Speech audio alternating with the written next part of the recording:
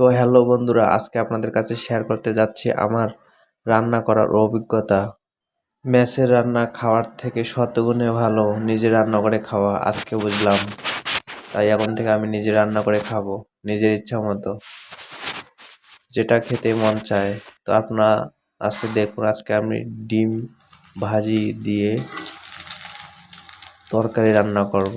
ডিম ভাজিগুলো তরকারিতে ছিঁড়ে দেব, যার কারণে ভাজতেছি। পেঁয়াজ কুচি করে ডিম ভাজি করলাম। ডিম ভাজি করার পর যখন ডিম ভাজি সব রেডি হয়ে গেল, তারপর আমি করলাম লাউ লাউ আলু তরকারি বসাই দিলাম।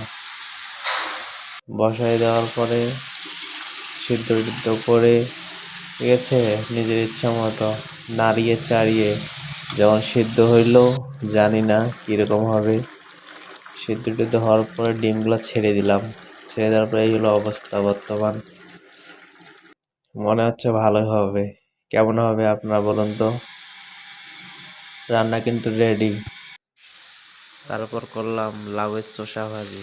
আপনারা কি খেয়েছেন কখনো লাউয়ের চোষা ভাজি? আমি আজকে লাউয়ের চোষা ভাজি করলাম এক দাদার পরামর্শে। জানি না কীরকম হবে, ভাজি করে ফেললাম। সিদ্ধ করার পর লাউয়ের চোষা ভাজি আজ প্রথম খাইলাম রান্না করে, ভালো হয়েছে। তো সবশেষে খাইতে বসলাম।